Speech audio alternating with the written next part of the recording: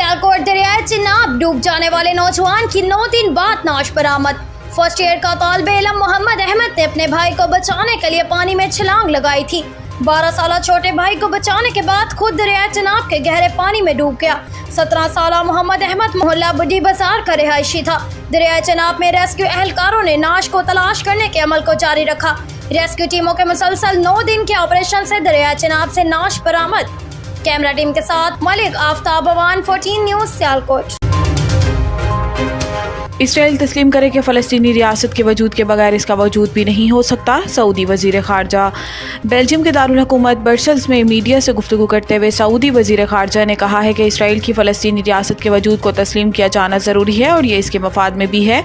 इन्होंने कहा कि इसराइल तस्लीम करे कि वो फ़लस्तीनी रियासत के वजूद के बगैर कायम नहीं रह सकता, मगर ये हकीकत है कि मौजूदा इसराइली हुकूमत इस बात को नहीं समझ रही और ये तशवीश की बात है।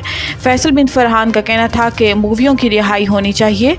2 रियासती हल फ़लस्तीन और इसराइल दोनों के मफाद में है। फ्रीकैन को चाहिए कि फौरी मुज़ाकरात करें। गजा के लोग ज़्यादा इंतजार नहीं कर सकते। सऊदी वज़ीर ख़ारजा ने मजीद कहा कि इसराइल ये फैसला नहीं करेगा कि फ़लस्तीनियों को हक खुद इरादियत मिलेगा या नहीं, बल्कि यह अक़वाम मुत्तहिदा के चार्टर और आलमी क़वानीन से जुड़ा है। ये बहुत ज़रूरी है कि इसराइल तस्लीम करे कि फ़लस्तीनी रियासत के वजूद के बगैर इसका वजूद भी नहीं हो सकता।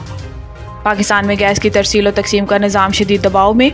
गैस ट्रांसमिशन सिस्टम में दबाव 4.570 से 4.970 बिलियन क्यूबिक फीट के दरमियान काबू में है। नेज़ुकाम ने बताया है कि पावर सेक्टर की जानिब से RLNG की इस्तेमाल में कमी के बायस 25 और 26 मई को गैस सिस्टम दबाव में रहा। 5 BCF गैस प्रेशर की वजह से ट्रांसमिशन सिस्टम ज़्यादा गैर महफूज रहा, जिसकी वजह से पाइपलाइन किसी भी वक्त फट सकती है। मुतलका हुकाम ने अब मुल्की गैस फील्ड से गैस का बहाव कम करना शुरू कर दिया ताकि पाइपलाइन बैक प्रेशर कम किया जा सके। ये इकदाम सुई नॉर्दर्न गैस के सिस्टम में की गई मुल्की गैस फील्ड से गैस के बहाव में कमी से मौजूदा मकामी गैस की पैदावारी सतह को बरकरार रखने में नाकामी का खतरा है, लेकिन हुकाम के पास दबाव में कमी लाने के सिवा कोई चारा नहीं। गैस की तलाश और पैदावार से मुतल्लिक कंपनियां ने हुकाम को बार बार खबरदार किया कि गैस के बहाव में कमी से गैस की तरसील के निज़ाम को खतरा है। कि इलेक्ट्रिक बेलगाम घोड़ा और आइन की खिलाफ वर्जी कर रहा है। शर्जील मेमन ने अपने एक बयान में कहा है कि बैलेंस शीट निकाल कर देखें कि बिजली की फराहमी के इदारे कितना मुनाफा कमा रहे हैं। कि इलेक्ट्रिक रोज़ अव्वल से आज तक एक बेलगाम घोड़ा बना हुआ है। मुआहदे के तहत कि इलेक्ट्रिक को कमाई का 1% हिस्सा नेटवर्क बढ़ाने और ठीक करने पर खर्च करना है। शर्जील मेमन का कहना था कि बारिश हो या गर्मी के इलेक्ट्रिक के फीडर ट्रिप कर जाते हैं। सिंध असम्बली ने पिछले दिनों करारदाद मंजूर की कि बिजली की फराहमी वाले इदारे अपना किबला दुरुस्त करें। बिजली की फराहमी वाले इदारे इज्तिमाई सजा नहीं दे सकते। ये आइन और कानून की खिलाफ वर्जी है। बिजली की फराहमी वाले इदारे मीटर रीडिंग के बजाय महज अंदाजों पर बिल भेजते हैं। सूबाई वजीर का कहना था कि अवाम बिल ले जाते हैं तो कहते हैं कि बिल कम नहीं कर सकते, किस्तें कर सकते हैं। सिंध के दही इलाकों में 100 घरों में 10 डिफॉल्टर होने पर PMT उतार कर ले जाते हैं। कि इलेक्ट्रिक हेस्को सेप्को आइन की सरासर खिलाफ वर्जी कर रहे हैं। आइन की खिलाफ वर्जी पर कानून हरकत में आएगा।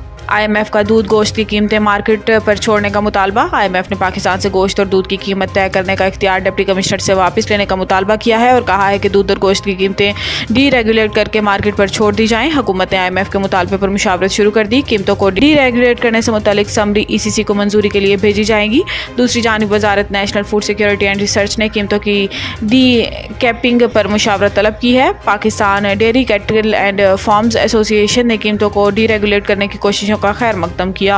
सियालकोट मिनहाज वेलफेयर फाउंडेशन के हेल्थ केयर मंसूबा के तहत सियालकोट में मिनहाज क्लिनिक का इफ्तिताह कर दिया गया।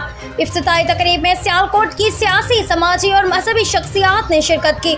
हेल्थ केयर मंसूबा के तहत सियालकोट रोड पर मिनहाज क्लिनिक की इफ्तिताही तकरीब से खिताब करते हुए Ishtiaq Hanif Mughal, deputy director Minhaj welfare foundation Pakistan ने कहा कि दुनिया में बढ़ती हुई आबादी के बायस सेहत के निज़ाम पर बढ़ता हुआ दबाव एक पेचीदा चैलेंज की शक्ल इख्तियार कर गया है।